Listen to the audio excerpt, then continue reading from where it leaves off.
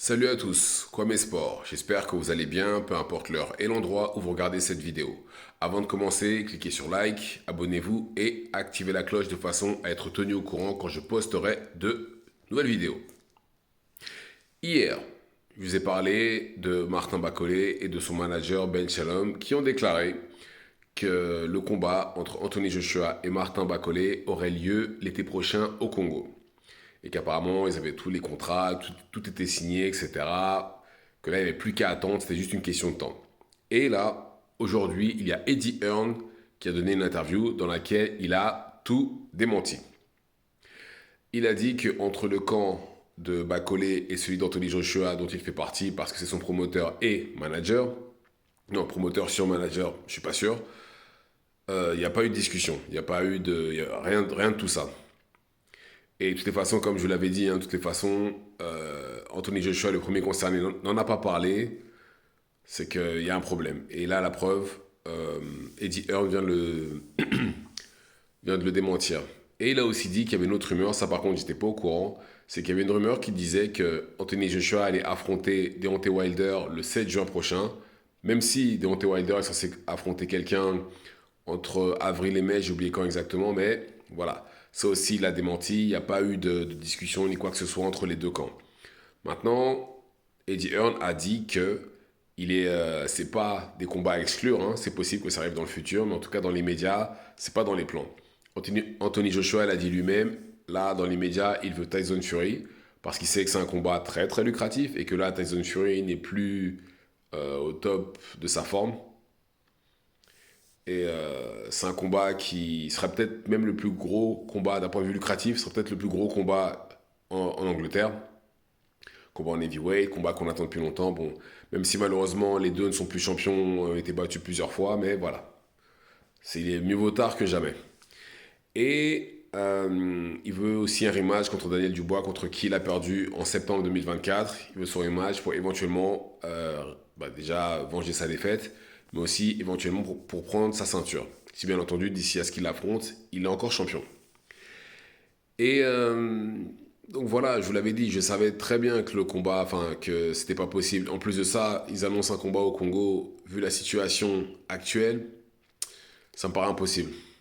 Ça me paraît vraiment impossible, même pour toute l'année 2025, peut-être 2026, à moins que ce soit un combat, bien entendu, financé par des gens très, très aisés et qu'une partie des fonds aille pour les plus démunis à l'est du Congo. Ça, c'est une possibilité. Et encore, même ça, je suis pas sûr. Je pense même pas que ce serait bien accepté par le public. Enfin, et même tout court, comme je l'ai dit, ça me paraissait ça me paraît. J'ai du mal à imaginer Eddie Hearn mettre en jeu sa poule aux œufs d'or. Parce que, oui, il a plein de combattants, des Américains, des Britanniques, enfin bref, il a plein de combattants, mais sa poule aux œufs d'or, c'est Anthony Joshua. Il n'y a personne chez Matchroom qui génère les chiffres que génère Anthony Joshua.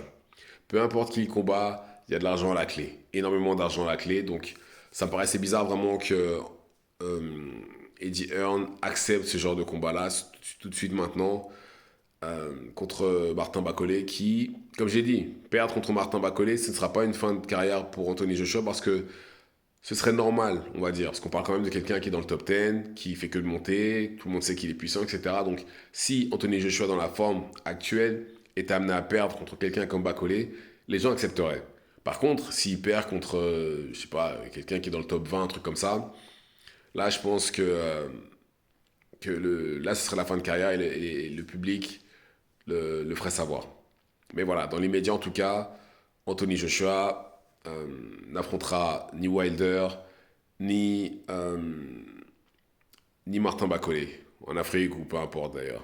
Et il a dit lui-même d'ailleurs dans une autre interview, c'est que lui, ses affaires, c'est soit en Angleterre, soit en Arabie Saoudite. Ça veut dire que même les États-Unis, on peut exclure. Il combattra pas là-bas. D'ailleurs, la seule fois qu'il a combattu aux États-Unis, c'était contre Andy Ruiz, le premier combat.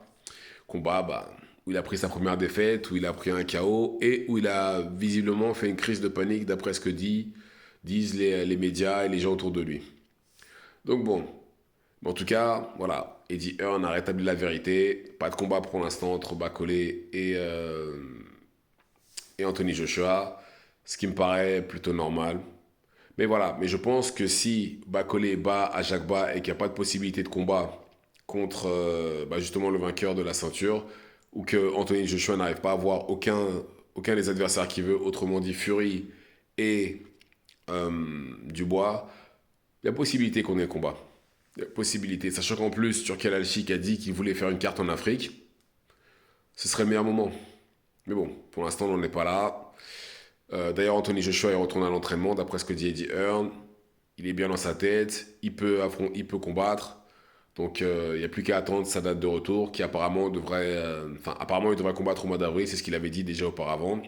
Et Bakole, lui, va affronter Ajagba au mois de mai.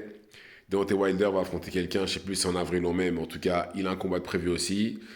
C'est la rentrée, on a plein de combats qui vont arriver, et tant mieux. Mais voilà. En tout cas, là, on a un moment de l'année où il y a trop de rumeurs, là. C'est pas bon. Trop de rumeurs d'un coup, là. Donc voilà. Dites-moi ce que vous en pensez dans les commentaires. Et c'est tout pour moi.